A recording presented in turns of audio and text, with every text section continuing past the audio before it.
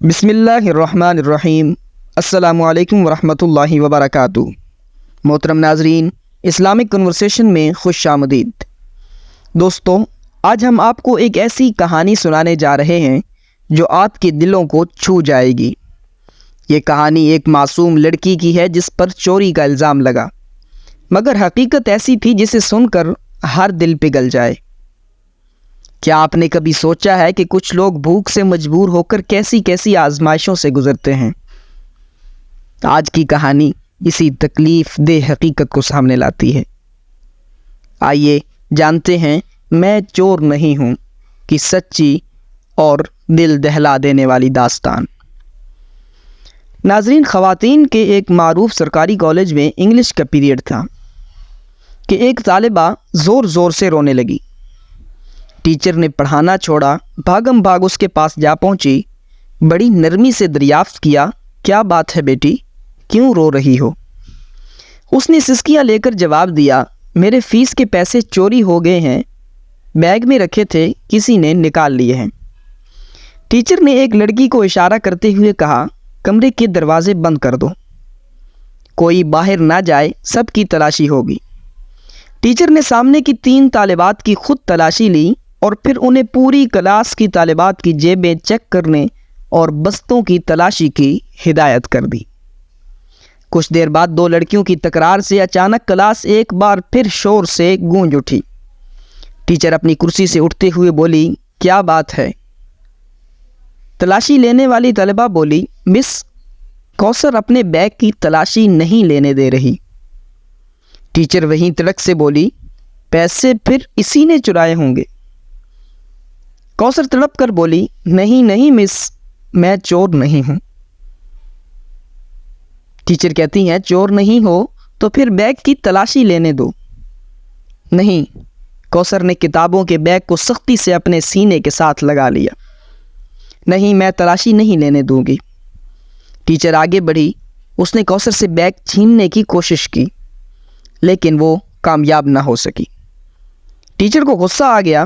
Teacher نے کوثر کے منہ پر زوردار تھپڑ دے مارا۔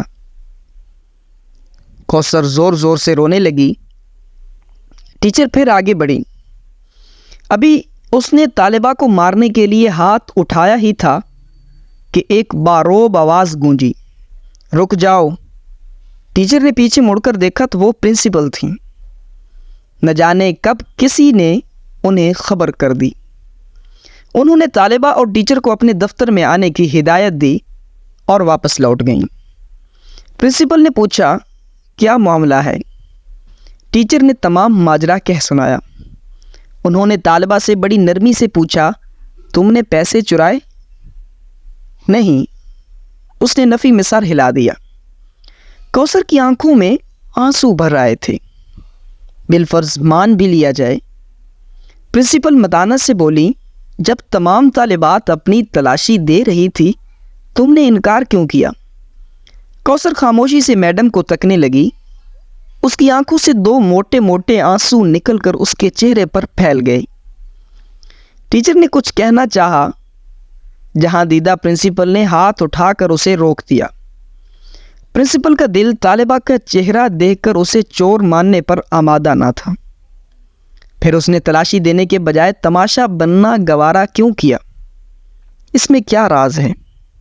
وہ سوچنے لگی اور پھر کچھ سوچ کر ٹیچر کو کلاس میں جانے کا کہہ دیا۔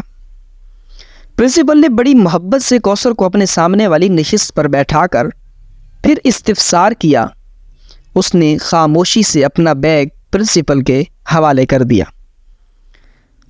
پرنسپل نے اشتیاق، تجسس اور دھڑکتے دل کے ساتھ بیگ کھولا، مگر یہ کیا؟ کتابوں کاپیوں کے ساتھ ایک کالے رنگ کا ہچکا ہوا شاپر بیگ بھی نکل آیا۔ طالبہ کو یوں لگا جیسے اس کا دل سینے سے باہر نکل آیا ہو۔ کوثر کی ہچکیاں بند ہو گئیں۔ پرنسپل نے شاپر کھولا۔ اس میں کھائے کھائے برگر، سموسے اور پیزے کے ٹکڑے، نان، کچھ کباب اور دہی کی چٹنی میں ڈبوئی چکن کی بوٹیاں۔ سارا معاملہ پرنسپل کی سمجھ میں آ گیا۔ وہ کانپتے وجود کے ساتھ اٹھی، روتی ہوئی کوثر کو گلے لگا کر خود بھی رونے لگ گئیں۔ کوثر نے بتایا میرا کوئی بڑا بھائی نہیں، دیگر 3 بہن بھائی اس سے چھوٹے ہیں۔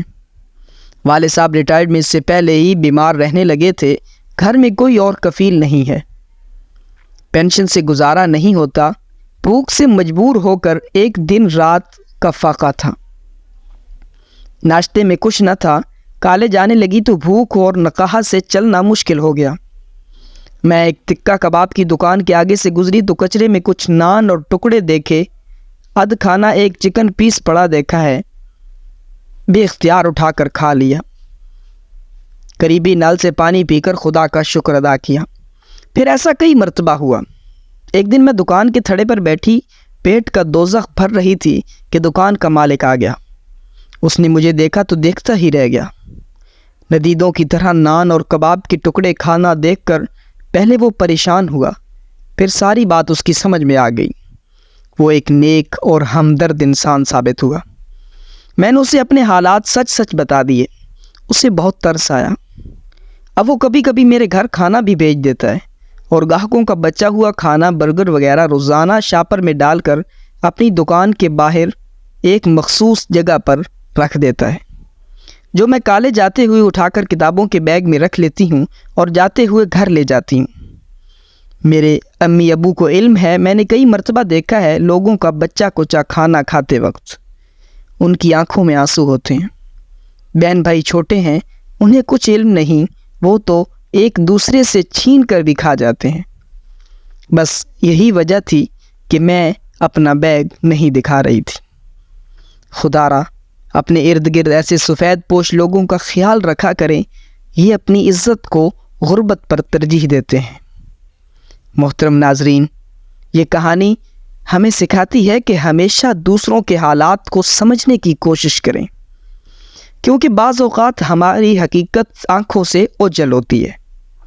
کوثر کی آزمائش نے ہمیں یہ درس دیا کہ غربت کی چادر میں لپٹے سفید پوش لوگ اپنی عزت کو کتنا عزیز رکھتے ہیں۔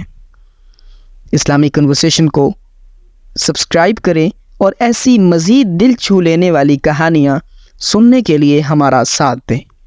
اللہ آپ کا حامی و ناصر ہو۔